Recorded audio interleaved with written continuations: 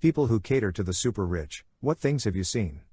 When rich people want to buy a Jaguar in the UK, they get assigned a special salesperson who is incredibly knowledgeable. They meet in a special fancy office, and special arrangements can be made. This was my friend Chris' job. He had access to things that a normal Jaguar salesperson wouldn't have. Like he could ring up the manager of the factory for special request level of access. Well, a Saudi prince wanted to buy this new Jaguar that had been released, so they met up and spent a full day specing the Jaguar out. I believe the final price was something like $125K for the vehicle. Then came the decision for color. At the time the factory had 16 different color choices for this model. The prince asked if he could sleep on it as it was getting late and almost time for dinner/prayer. My friend Chris says of course, and they set a time to meet the new morning. The next morning the Saudi prince is like, I figured out an acceptable solution to my color dilemma, to which Chris goes, and what would that be? The Saudi prince goes, I'll order one of each color. And my friend Chris is like, oh well, of course. They quote delivery time. Saudi prince was fine and asked for his options and was presented with ocean travel options, to which the prince said, what about air cargo? Chris thinking maybe they'd do 1 or 2 by air cargo and the rest by boat. The prince was like, no, I want all 16 vehicles loaded on a plane and flown to Saudi Arabia. So that's the story on how 16 of the same Jaguar with different colors ended up being flown to Saudi Arabia, all in the total cost was around $2.5 million. Story 2. My great uncle was very well off. He did not have a guest house. It was a guest mansion, separate from his mansion, in case his kids dropped by. This does not include the Olympic-sized indoor pool. That was a separate building. He bought a cannon. He used it to shoot the mountain behind his house. He shot brand new special bowling balls out of it. They cost $100 per ball. Edit: I'm not sure of the actual size of the pool, but it was definitely bigger than most community pools. But if you want to see the cannon in action, Nitro Circus came by and shot a car with it in one of their episodes. I didn't expect this comment to explode, so I didn't mention the human slingshot. There have been a few viral videos made about it. Story 3. I worked at a resort marina that dealt with high-end boats, from mega yachts to brand new cigarette boats. Always assume the quiet dude with the stained shirt is the owner of the performance boat. Never expect tips from mega yachts. The most narcissistic guests were always surgeons. The angriest guests were lawyers. No offense to attorneys, I am one. The richest were in construction, commercial real estate. The best tippers were guys entertaining their side pieces on their boats when you know their actual wives. Story 4. Have been working for the super rich for some time. Craziest thing I've seen, brand new 90-meter multi-million-dollar yacht was built in Netherlands. Maiden voyage to Antibes in France. Owner came on board and left after a few hours. Next week we get sent to Genoa, Italy, where all the bathrooms on board were ripped out and upgraded. That doesn't sound like a big deal, but I'm talking about brand new marble sinks, showers, floors and lobbies all crowbarred out, chucked in skips. Tons of brand new polished marble binned. New marble colors and patterns arrived in the weeks following. There's feed me money, there's fuck you money, and there's it's not even a thought money. Story 5. I used to work for an Arab billionaire's son, a daddy's money guy, terrible garbage human being. Once saw him spend $16,000 on a wallet, was a fancy one with little gold spikes on it and stuff. He had shoes with gold on them. I remember one year for his birthday he received like 30 plus cakes, big fancy cakes, and he told us to leave them on the floor in the hallway outside his room. We walked by those cakes every day for 2 weeks waiting for instruction. After the 2 weeks we were told to throw them away. Story 6. I used to work for a company that modified aircraft for really rich people. I'm talking 747s, not Gulfstreams. This company had made several aircraft for this one customer, who I was told had purchased a new one solely because his spiritual advisor had told him that one of his current planes was bad luck. He still let his wife use it for her personal travel. To me, one of the most exquisite features of these planes wasn't the gold-plated everything, or rare wood veneers, it was the silk carpet.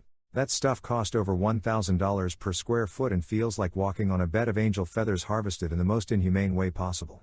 Granted, these guys don't deck out the whole plane, just their personal areas, but yeah, silk carpet. Story 7. Some kids have whole plans and strategies they practice to prevent being kidnapped or harmed by crazy stalkers. One kid I worked with was the kid of a big Hollywood player, and people would stalk the kid in an attempt to get to the parent. So this nutjob wielding a screenplay broke in and cornered the kid. Here I am thinking I'm going to have to throw myself physically between them, but the kid dove into a nearby dog kennel and locked themselves in. He couldn't get out, but the nutjob couldn't get in either. So the nutjob just threw the screenplay at him into the kennel. Meanwhile I had called the cops. I was so impressed by the kid's quick thinking and asked how he got the idea. But he said that he always keeps an eye out for a way to escape. And when he sees someone he doesn't know approach, he gets ready to run. I felt awful that this kid had to live like that. If I hadn't seen it happen myself, I would have thought it was just paranoia. Story 8. I worked for the sister of a billionaire doing odd jobs, that eventually turned into doing the same for her friends and family. People in the single-digit millions spend recklessly, always trying to show off their wealth. People in the double-digit millions are a mixed bag. People in the $100 million to $1 billion range were incredibly interesting because the ones I worked for were incredibly frugal. If you took away the business aspect, they were normal people, not pretentious assholes. They didn't really care about appearances anymore. They drank $50 bottles of liquor, not $1,000 scotches. They preferred pizza to a catered meal. They bought the home with the best view, not the biggest home. Their big purchases were also investments. Own a PGA course, but use a $2,000 set of clubs because they liked the fit. Make a $50 million deal in khaki shorts, sandals, and a t-shirt. Never did I hear a raised voice. Every request was prefaced with please, and often thanked genuinely. I was incredibly shocked, not the demeanor I anticipated. That leads me to the most common thing I saw: terrible kids. Just absolute abominations of people. Terrible, demanding, and not worthy of the empires their parents built. Story 9. As a chauffeur and ski companion for a mega rich guy's daughter, he sent me out to buy her a birthday present for when she turned 17, I think it was. This was way back in the 70s, by the way. So I got her a new BMW 2002, and told the dealer to charge it to the guy. Which was cool, and later the dealer offered me an absolute deal on a trade-in that was the usual cream puff only driven to church on Sundays. $500 for a really good late model used car, but an American car they never dealt in. Much later on, 30 years later, I was working with an architect building a home for another mega rich guy, and the library was to be paneled in knotty pine. Guy's wife arrived when it was almost completely trimmed out and says, "Too many knots." So we ripped out the whole interior, and the guy, who owned several sawmills, sent it back to the mill to ship another truckload so we could select the boards under the wife's direction. And same wife, same building, could not figure out how to turn the car around in the triple wide driveway, so he had a turntable installed in the garage, so all she had to do was miss the edges of the door on the way in or out. Story 10. I tutored a wealthy 5-year-old.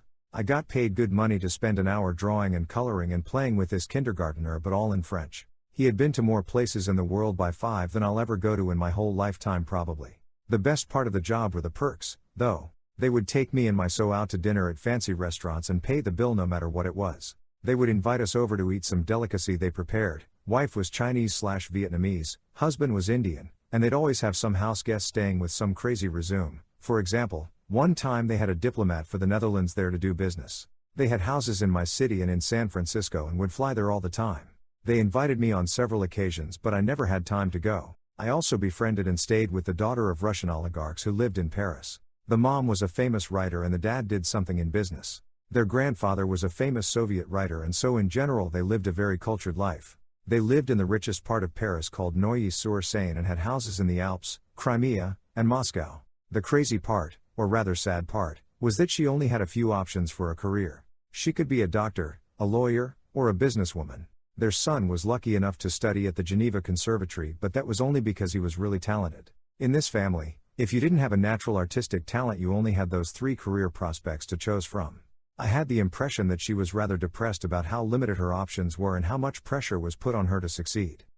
Story 11.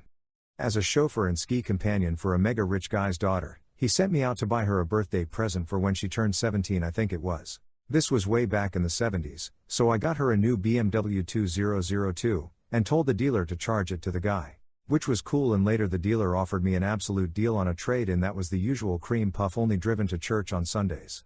$500 for a really good late model used car, but an American car they never dealt in. Much later on, 30 years later, I was working with an architect building a home for another mega rich guy, and the library was to be paneled in knotty pine. Guy's wife arrived when it was almost completely trimmed out and says, "Too many knots." So we ripped out the whole interior, and the guy, who owned several sawmill, sent it back to the mill to ship another truckload so we could select the boards under the wife's direction. And same wife, same building, could not figure out how to turn the car around in the triple wide driveway, so he had a turntable installed in the garage, so all she had to do was miss the edges of the door on the way in or out. Story 12.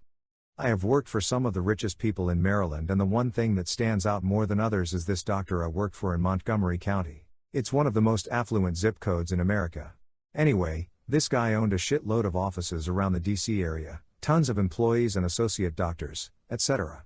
Guy was seriously loaded. Huge garage full of super expensive cars like multiple Ferraris, art collection, wine cellar, the works. I used to do IT work for his medical practice and manage all the servers and stuff, and occasionally went to their house because I was the lead admin. I once was working in his house and was walking around upstairs where the bedrooms were. I shit you not, this guy was laying in bed being fed by an assistant. Like he was literally laying in bed while someone hand fed him, and not like grapes but a regular meal. It was fucking weird as shit. Imagine someone feeding you a full meal like a steak and spoons of soup, salad, etc. And you never used your hands. It was like an adult being fed like a baby. It seemed like Saddam Hussein type shit. I've never seen anything like that before, and that was what popped into my mind, like a dictator or something who demands to be treated like a literal king. There was nothing sexual about it. Keep in mind this was a man in his 50s who was in fine physical shape and didn't need a caregiver. It was just pure opulence. Then one time I was working in the kitchen area and his young son, probably late teens/early 20s, came walking past me and stunk to high heaven of pot, which I'm totally cool with and we joked about. He went to the kitchen and poured a IPA into a glass and went back to his room. This was at 9 a.m. LOL. I thought it was hysterical. He was a cool kid from my interactions with him, probably just figured my dad is rich as shit so I don't have to worry about anything, so he was totally laid back. I've got some other strange things, but that is by far the strangest. Story 13. Nothing too fancy, but I used to help build multi-million-dollar homes about a decade ago. One couple, neurosurgeon and dentist, had an office with one of those bookcase doors leading under the stairs. They stored their surround sound equipment and a safe in there. Another house had a very micromanager-esque woman as the owner along with her husband. She would regularly come to the site and order the workers around while the foreman sighed and rolled his eyes at her. At one point he had to order her off the site because she was being a safety hazard to his workers. I remember this couple also has a creepy setup for their kids: 2 bunk beds on either side of a wall for the kids, and both rooms led to a bathroom facing the road with a big bay window right next to the tub. So essentially, any person driving or walking past, or any neighbor could just look over and see these kids taking a bath. Story 14. My cousin was a caretaker for one of those Beverly Hills rich ladies. While she was alive, my cousin didn't know how to cook. So she flew a chef from Paris first class and have him set up in a hotel. All the chef did was come to her place every day and teach my cousin to cook. While they were watching TV, my cousin remarked that the newest Benz on the commercial was nice. When he came to work the next day, she bought it for him, top of the line with all the bells and whistles. Ever since that day, my cousin had to be careful on what he says. They returned the car. They have a tennis court at her place. He watched Nadal play there, I believe. Kardashian's dogs sometimes go to their yard. My cousin have a daughter. Daughter has a trust and can go any school from elementary to university fully paid. Sadly, the old lady died couple of years ago. Left them about $20 million. I think they are still fighting the grandkids at court because of it. That 20 mil was in the will and everything with a no contest clause, I think.